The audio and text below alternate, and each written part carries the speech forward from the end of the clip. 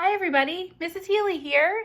We're going to have a library class today and we're going to have a lot of fun. We're going to read a book together and I actually have a special guest reader with me today, someone who I love very, very much. Hey everybody, this is my daughter Maggie. Maggie's 8 years old and she's in 3rd grade and she's actually almost 9. Her birthday is next Tuesday. So we're going to read a story together, and this is something that Maggie and I like to do a lot. We like to read together and each take a turn in the story, and that's something that you can try with your family too, and we'll show you how it works. So we're going to read The 7 Silly Eaters today by Hoberma and illustrated by Marla Frazee. And you guys probably know Marla Frazee. She is the author and illustrator of a lot of books for kids, like Boss Baby and Roller Coaster, and you've probably read those in class or maybe even borrowed them from the library. But this is 7 Silly Eaters. She's the illustrator of this one, written by Hoberma. So 7 Silly Eaters. I don't know about you guys, but Maggie sometimes is a silly eater. Here we go. The 7 Silly Eaters by Hoberma and illustrated by Marla Frazee. Not so long ago, they say, a mother lived, just like today. Mrs. Peters was her name. Her little boy was named the same. Now Peter was a perfect son in every way, except for one.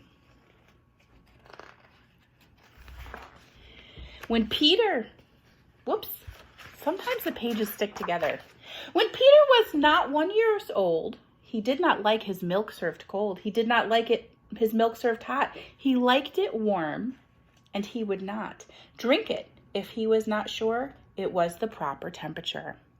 But Mrs. Peters did not mind. She was a mother, sweet and kind, and when his milk spilled on the floor, she patiently prepared some more. She'd take the bottle from the shelf and chuckle softly to herself.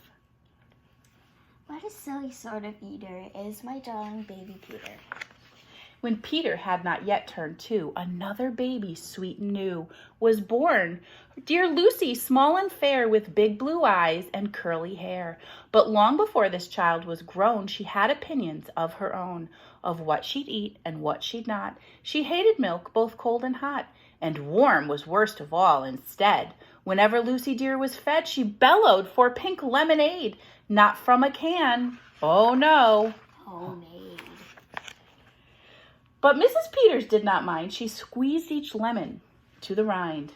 While mopping up milk from the floor and patiently preparing more, she'd take the lemons from the shelf and giggle softly to herself. What a silly pair of eaters are my Lucy dear, are Lucy dear and Peter Peters. That one always gets me. You're doing great. Good stuff on it. Now Lucy grew and Peter grew till he was 3 and she was 2. And who was 1? Why, little Jack, with eyes so brown and hair so black, a happy baby, never cross, but all he'd eat was applesauce. Peeling apples by the pound, Mrs. Peters faintly frowned. She'd take all the apples from the shelf and murmur weakly to herself. What a silly bunch of eaters are Lucy, Jack, and Peter Peters. Peter, Lucy, and young Jack had another brother, Mac. Mac was charming, round, and plump. But if his oatmeal had a lump, Mac would dump it on the cat. Mrs. Peters hated that. But since she loved her children 4, she'd strain the oatmeal 2 times more. She'd take it from the pantry shelf and mumble sadly to herself. What a foolish group of eaters are all my precious little Peters. She's a good mom, isn't she?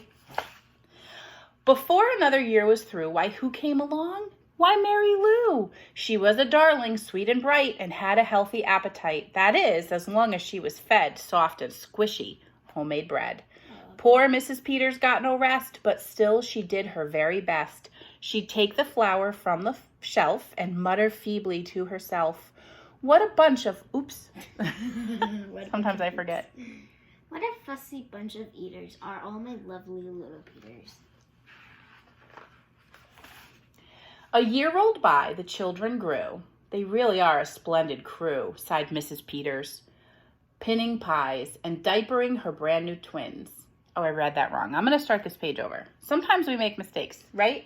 And it's okay to start over. Pinning pies. A year rolled by, the children grew. They really are a splendid crew, sighed Mrs. Peters, pinning pins and diapering her brand new twins. Little sisters, quick and smart, impossible to tell apart. But Flo liked poached eggs, Fran liked fried. If she mixed them up, they cried. Tired to the very bone, Mrs. Peters groaned a groan. She'd take the eggs down from the shelf and whisper weakly to herself, What a persnickety. What a persnickety. What a persnickety young eaters are all my 7 little Peters.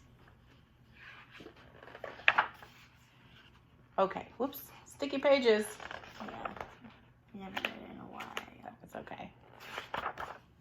Now time went by, as time will do, and as it passed, the children grew.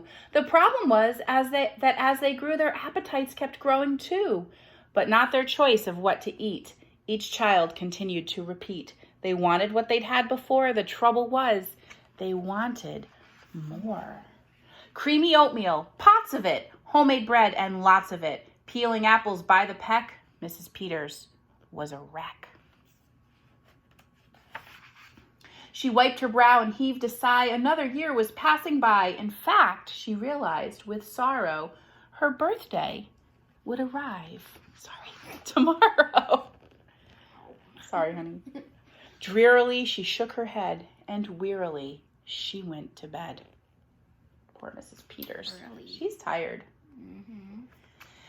She thought the children had forgot her special day, but they had not. At crack of dawn, they all began to carry out their secret plan. Mrs. Peters would be fed a birthday breakfast in her bed, a breakfast made of all the foods that kept them in such happy moods. So while their weary mother slept, down the stairs the children crept, and from the cupboards and the shelves, happily, they helped themselves. Cheerfully they chopped and stirred, prepared what they each preferred, but despite the pains they took, since nobody knew how to cook, to measure things or make them hot, the more they tried, the worse it got. First, Mac's oatmeal turned out lumpy, which made poor Mac turn grim and grumpy. In fact, the lumps got him so cross, he dumped them in Jack's applesauce. This bothered Jack so much he threw it in the dough of Mary Lou, who tossed the mishmash that had made straight into Lucy's lemonade. And that put her in such a huff, she poured the icky, sticky stuff into the double frying pan that held the eggs of Flo and Fran, who flung the hodgepodge on the spot into the milk in Peter's pot. Oh my goodness. What does it sound like is happening to you, Max? Or happening? A recipe. A recipe? Yeah, a new recipe. With all those funny things? Yes, I guess. But when they saw... Probably actually make cake, because like Ooh. it does need eggs, and That's true. Like sometimes people use milk. And A cake. Let's see. But when they saw what they had done, they wished they never had begun. They hardly slept a wink that night, and still things hadn't turned out right. And even though they tried their best, it hadn't worked. They were depressed. They'd be in trouble too, unless they found some place to hide the mess. The oven seemed the perfect spot. They all forgot it was still hot.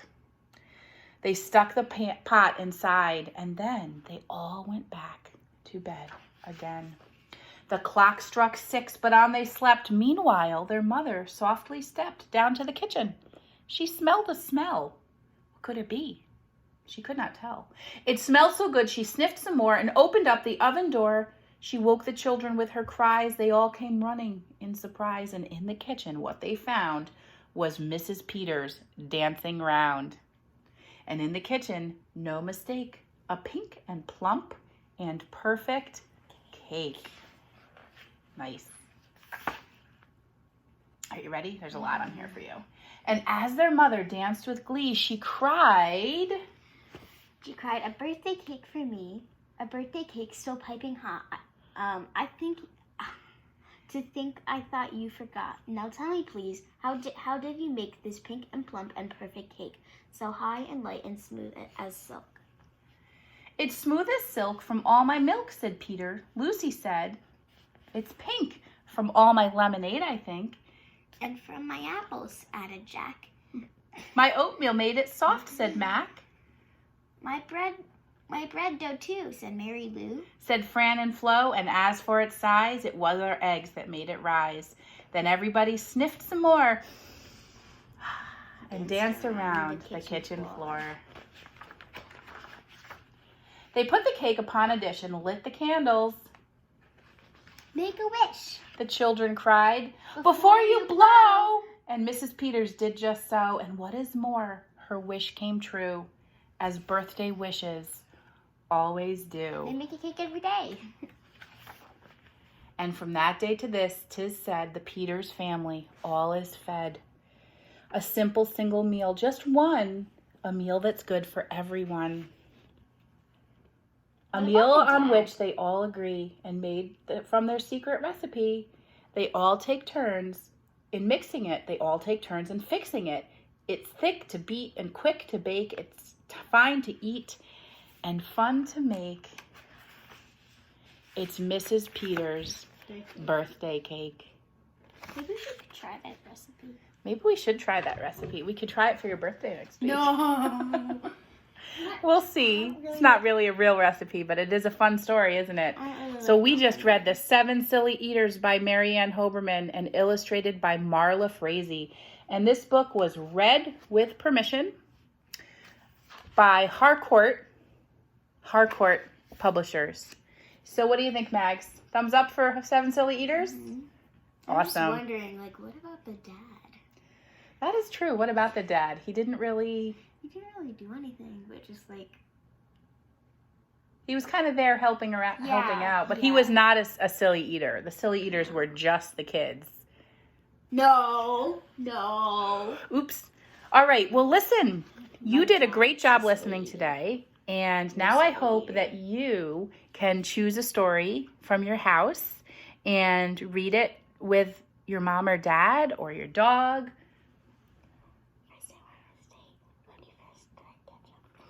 I don't know what she said. She whispered, and all I heard was Okay. Anyway, time to go choose a book.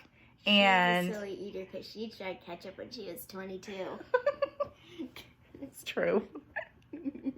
Anyway, go choose a book, and you can practice. We're not giving you a library card today, but you can practice all the cool ways that you know how to say thank you. Like thank you, of course, in English. And gracias in Espanol. You could use your robot voice. Thank you very much. You could use your quietest voice. Wait, what's Italian? Thank you. Italian is grazie. Grazie. Grazie. But in any case, just go enjoy a book, and I will see you again really soon. We'll bring you another cool story to read together. And enjoy your day. The sun is shining. Our rainbow is bright. Very bright. Bye, everybody.